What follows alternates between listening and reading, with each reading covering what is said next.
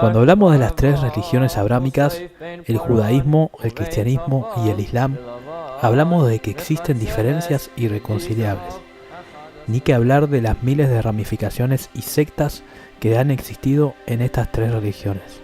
Pero algo une a católicos, protestantes, ortodoxos, judíos, samaritanos, musulmanes chiitas y musulmanes suníes. Y es que todos tienen a Moisés como el profeta que envió Dios para traer su ley escrita. El comienzo accidentado de la vida del profeta es muestra del poder del uso de la fuerza que ejercía en su puño el faraón, quien sin titubeos ordenó el genocidio de todo niño varón que naciese. ¡Miren! El pueblo de Israel ahora es más numeroso y más fuerte que nosotros. Tenemos que idear un plan para evitar que los israelitas sigan multiplicándose. Si no hacemos nada y estalla una guerra, se aliarán con nuestros enemigos, pelearán contra nosotros y luego se escaparán del reino. Tiren al río Nilo a todo niño hebreo recién nacido. Pero a las niñas pueden dejarlas con vida.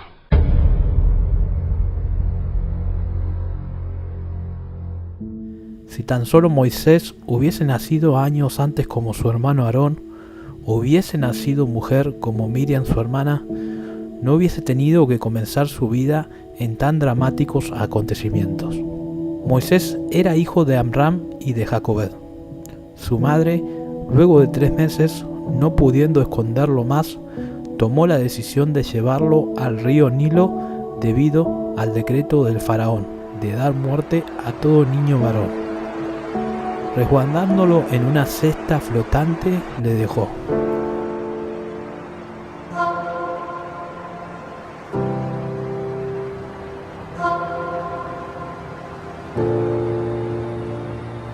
La posterior intervención de Miriam, la hermana de Moisés, puede indicarnos que existía algún tipo de plan de que algún egipcio lo tomara y lo apadrinara, lo cual sucedió. Nada más ni nada menos que la hija del faraón le adoptó y le dio educación en todo conocimiento, además de aceptar la invitación de Miriam a que contratara a su propia madre como nodriza, para que lo críe y para luego ponerle el nombre Moisés, que significa salvado por el agua.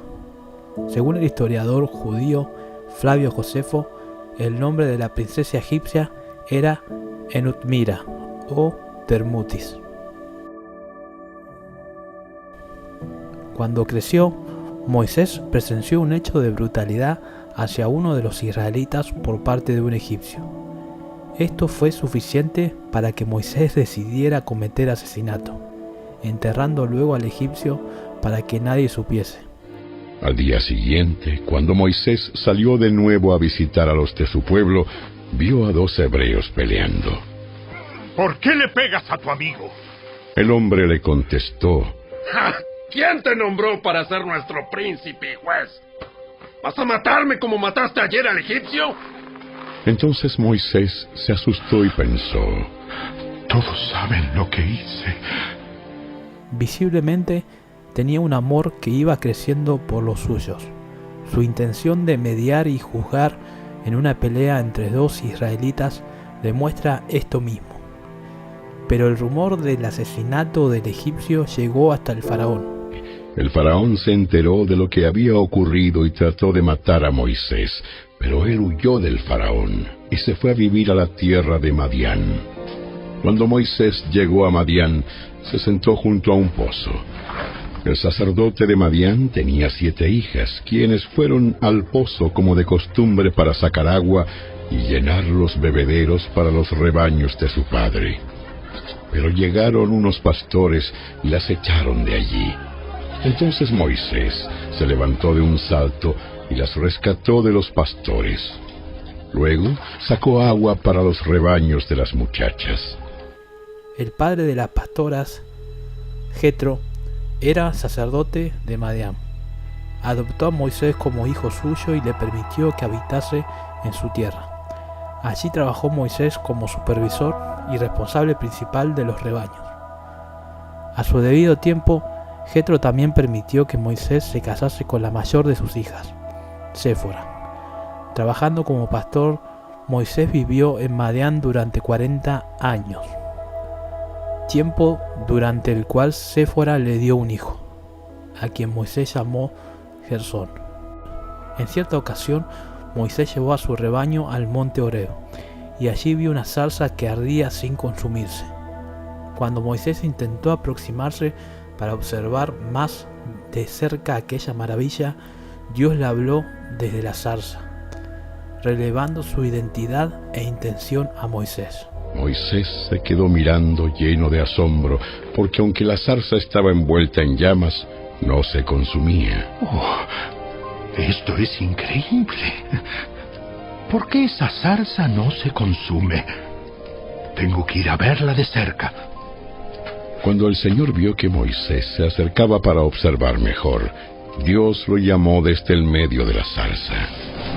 Moisés, Moisés. Aquí estoy. No te acerques más. Quítate las sandalias, porque estás pisando tierra santa. Yo soy el Dios de tu padre, el Dios de Abraham, el Dios de Isaac y el Dios de Jacob. Ciertamente he visto la opresión que sufre mi pueblo en Egipto. He oído sus gritos de angustia a causa de la crueldad de sus capataces. Estoy al tanto de sus sufrimientos. Por eso he descendido para rescatarlos del poder de los egipcios, sacarlos de Egipto y llevarlos a una tierra fértil y espaciosa. Es una tierra donde fluyen la leche y la miel. Ahora ve, porque te envío al faraón. Tú vas a sacar de Egipto a mi pueblo, Israel. Cuando pensamos en Moisés, nos imaginamos un líder carismático, una persona digna de admirar. Pero lo cierto es que Moisés era todo lo contrario a lo que hoy nosotros percibimos como un líder. Y es que en su llamado, en Éxodo 4:10, dice que Moisés le responde a Dios: Señor, tienes que enviar a otro porque soy una persona torpe de labios. Esto es llamativo. Moisés, luego de esto, en dos situaciones distintas, reitera y sigue repitiéndole a Dios que es una persona torpe de labios. Dios no lo sanó de la tartamudez. Muy probablemente Moisés haya sido hasta su muerte una persona que tartamudeaba o que se trababa al hablar. Todo pronunciamiento en público que leemos de Moisés, cuando él da un discurso o citaba un mandamiento, aunque nosotros leemos de corrido, seguramente las personas que lo oían podían escuchar a un hombre que tartamudeaba. Y la Biblia nos menciona más acerca de la personalidad de Moisés y nos dice que él era una persona mansa más que cualquier hombre de la tierra. Éxodo 4:10. Y esta expresión se refiere a que Moisés era una persona que a la vista no imponía la figura de respeto o de temor, y no generaba en el pueblo la expectación de un líder y de lo que significaba un líder para el ojo común del pueblo. Por eso es que Moisés fue el líder con más rebeliones que hubo en la historia. Incluso Josué, que fue su sucesor, no tuvo ni tan solo una rebelión, ya que él venía de la cuna de una de las dos tribus más poderosas e importantes de Israel. Él venía de la tribu de Efraín. Josué era una persona que tenía pinta de líder. En cambio Moisés, al verlo, parecía alguien al que se podía sacar del liderazgo para poner a otra persona mejor. Pero Jehová nunca permitió ninguna insurrección contra Moisés y lo defendió hasta su muerte. Jehová le asegura que le proporcionará todo el apoyo necesario para que lleve a cabo su obra. En el camino, Dios se le aparece a Moisés para matarlo, pero Séfora, su esposa, toma un cuchillo y circuncida al hijo de ambos. El problema sugiere que Moisés no quiso circuncidar a su hijo como descendiente de Abraham, y la respuesta de Séfora, sumado a que dejó ir a Moisés es una suerte de separación o divorcio momentáneo, ya que tiempo después volverían a reencontrarse.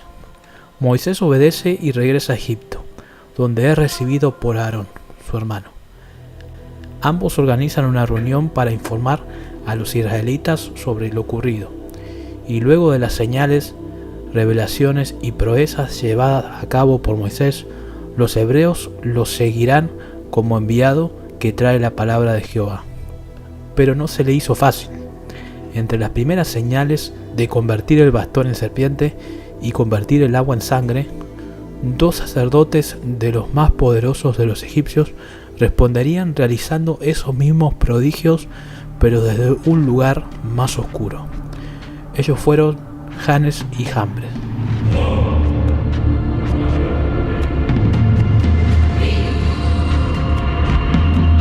Lo más difícil fue persuadir al faraón para que dejase marchar a los hebreos.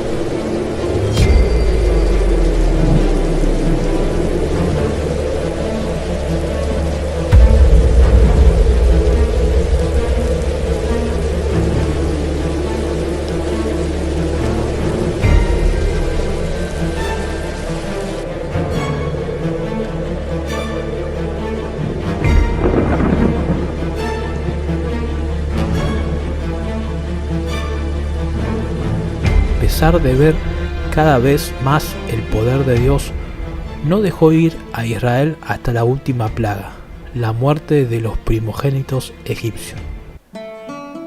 Este era un juicio de parte de Dios debido al genocidio de los bebés israelitas muertos por el anterior decreto del faraón, lo cual causó tal terror entre los egipcios que el faraón terminó por permitir que el esclavizado pueblo hebreo dejara finalmente Egipto.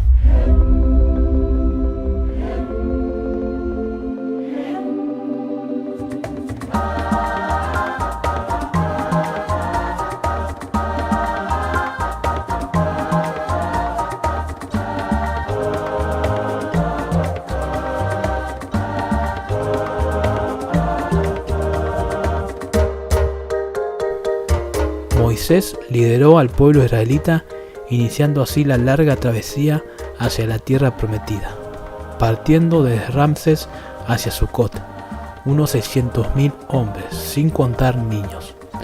Llevaron consigo los restos de José, cumpliendo la voluntad de su predecesor. La gran caravana de los hebreos se movía lentamente y tuvo que acampar 3 veces. Entre tanto, el faraón cambió de opinión y, con un gran ejército, partió para recuperar a sus esclavos. Los egipcios los persiguieron con todas las fuerzas del ejército del faraón y alcanzaron al pueblo de Israel mientras acampaba junto al mar, cerca de Pi-Hahirot, frente a Baal-Zephón.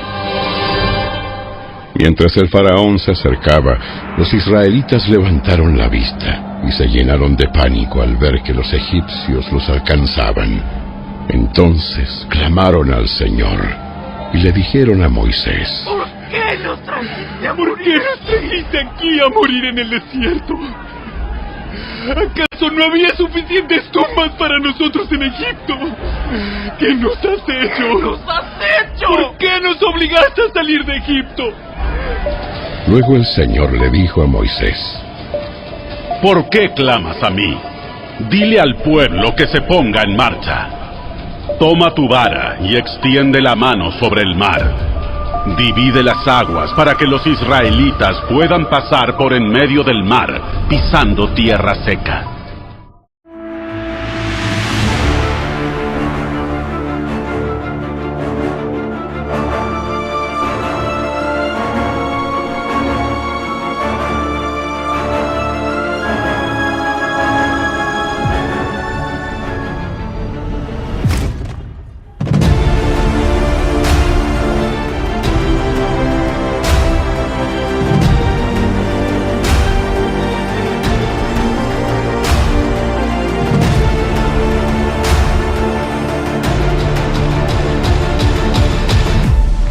Pero Jehová dividió las aguas del mar Rojo por mediación de Moisés, permitiendo a los israelitas cruzarlo con seguridad. Cuando los egipcios intentaron seguirlos, las aguas volvieron a su cauce, ahogando a todo el ejército egipcio.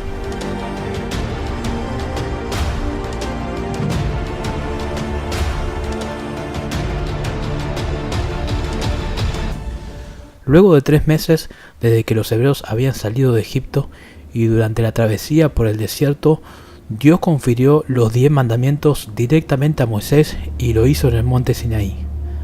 Moisés subió a dicho monte a recibir las tablas de la ley. Estuvo en el Sinaí durante 40 días, hasta que recibió de Dios 2 tablas de piedra escritas con su propio dedo. Las tablas en cuestión recogían los 10 mandamientos, las leyes básicas de cumplimiento obligatorio para el pueblo hebreo, dado que las distintas tribus de Israel, habiendo residido en Egipto, copiaron allí ciertas costumbres paganas.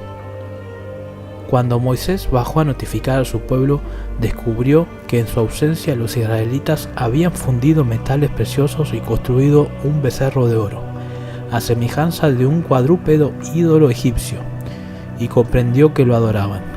La eventual idolatría cometida por el pueblo provocó la ira de Dios, e indignado Moisés montó en cólera y arrojó las tablas de la ley, destruyendo asimismo el ídolo de oro.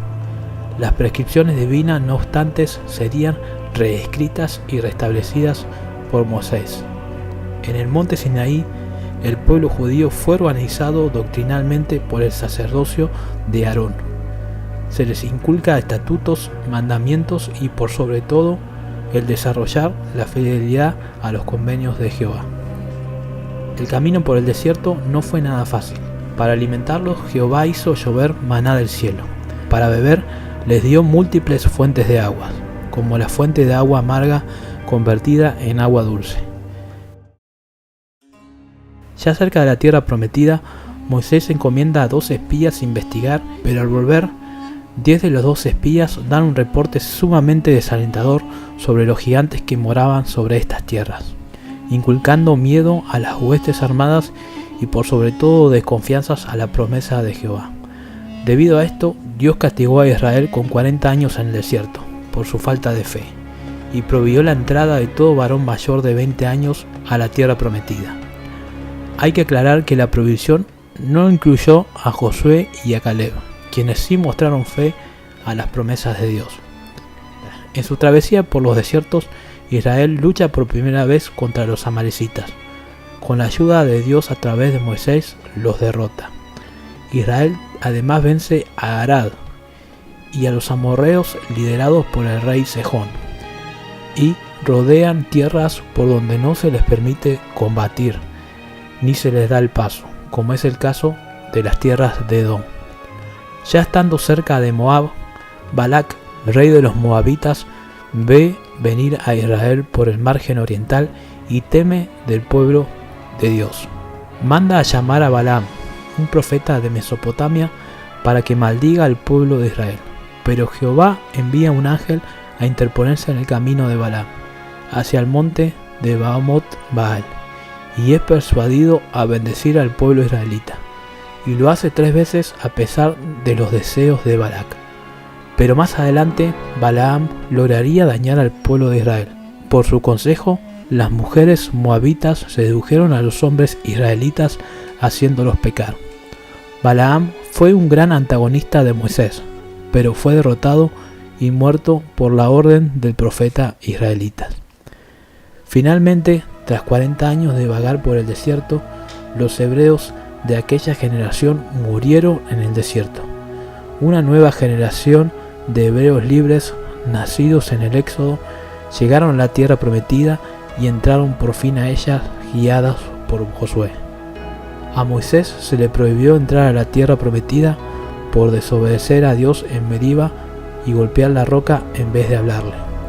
Permaneció con aquellos que no iban a entrar a la tierra prometida y, sabiendo que no estaba lejos la hora de su muerte, le pasó el mando a Josué. Josué sería quien conquistaría al fin la tierra que fluye leche y miel.